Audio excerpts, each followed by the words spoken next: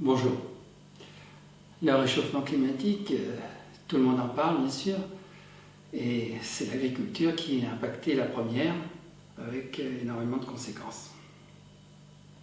La viticulture, évidemment, a des problèmes spécifiques, parce que d'une certaine manière, aujourd'hui, elle n'a pas vraiment de plan B. Donc la profession travaille sur beaucoup d'hypothèses et fait des essais pour essayer de compenser le phénomène.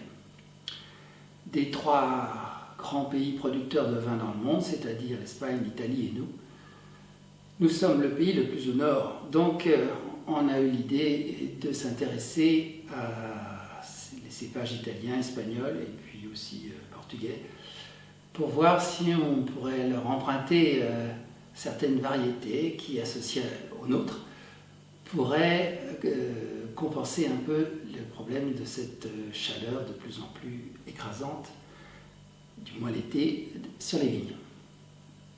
Mais en fait, quand on regarde de plus près, pour prendre l'exemple de l'Espagne, on s'aperçoit que les vignobles de qualité sont souvent en altitude.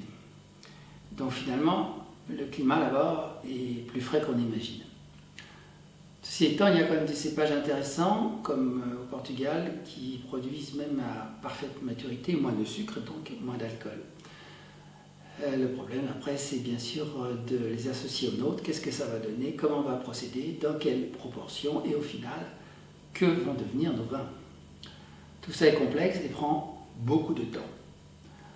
Déjà, quand on plante, il faut attendre 3 à 5 ans pour avoir une récolte significative et pour pouvoir faire ce qu'on appelle une micro-vinification, c'est-à-dire finalement travailler sur des tout petits volumes avant de se lancer à grande échelle. C'est un petit peu, si vous voulez, l'équivalent dans l'industrie où on a un atelier pilote avant de lancer la fabrication industrielle.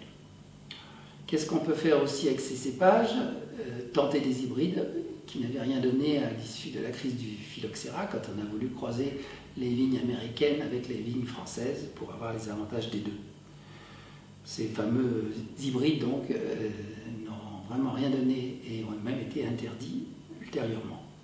Aujourd'hui, les connaissances scientifiques évidemment ont évolué et on peut essayer de travailler de ce côté-là. Dans le réchauffement climatique, il y a plusieurs problèmes. Il y a la sécheresse, qu'on connaît comme cette année, et les températures excessives. Alors évidemment, on pense, on pourrait peut-être irriguer, ça paraît assez simple sur le papier, mais les conséquences sont importantes. D'abord, il va falloir réglementer l'affaire, et ça ne va pas être simple. Deuxièmement, on manque déjà d'eau pour l'agriculture en général. Si tous les viticulteurs se mettent à faire de l'arrosage, vous imaginez les problèmes, sans parler du fait que ça coûte cher et que souvent l'eau est loin des vignes. En plus, ça va faire exploser les rendements. Et là, on risque d'avoir des baies diluées et donc des vins inintéressants. C'est quand même une chose sur laquelle on travaille et certains viticulteurs se battent pour ça. Concernant le taux d'alcool, on peut évidemment intervenir physiquement ou chimiquement, comme vous voulez, en désalcoolisant partiellement les vins. D'ailleurs, Bruxelles a autorisé, dans une certaine mesure, ce procédé. Mais ce n'est pas simple du tout. Plutôt techniquement c'est simple, mais le résultat c'est autre chose. Parce qu'on a tendance à passer d'un déséquilibre à un autre. Et le vin donc en prend un vieux coup. Il faut dire aussi que le degré alcoolique effectivement monte constamment depuis des années. Aujourd'hui 14,5 voire 15, ça devient presque courant. On fait donc d'autres essais assez un peu décalés, assez étonnants. Notamment, il y a des gens qui ont installé des panneaux solaires sur leurs vignes. Alors d'un côté, ils font de l'électricité et de l'autre côté, les vignes sont un peu à l'ombre. Mais ça, c'est quand même des expériences particulières et qui coûtent une petite fortune. L'idée, en fait, c'est d'agir en amont pour ne pas devoir le faire en aval. En amont, ça veut dire au vignoble. Travailler sur des clones qui résisteraient mieux à la chaleur, travailler sur des façons culturales, la manière de planter la vigne par rapport à la course du soleil, rechercher des porte-greffes plus adaptés. Voilà un ensemble d'essais qui qui sont en cours et avec le gros problème donc, du temps pour ces expériences, ce qui fait que finalement on ne sait pas trop ce que ça va donner dans les années qui viennent.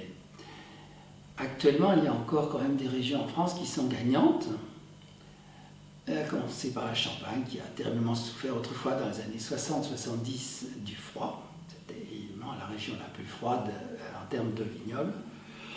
Et puis il y a d'autres régions aussi qui tirent leur épingle du jeu, mais pour l'instant, le Sauternais, compte tenu des vendanges très particulières qui ont lieu là-bas. Et puis aussi la façade atlantique avec les muscadets. Les muscadets aujourd'hui sont très éloignés de ce que je goûtais dans ma jeunesse. Les vins ont pris une ampleur tout à fait étonnante et moins d'acidité. Voilà où en est la situation. À vrai dire, personne n'a la solution et il est probable qu'il va falloir agir à plusieurs niveaux dans l'avenir. Voilà.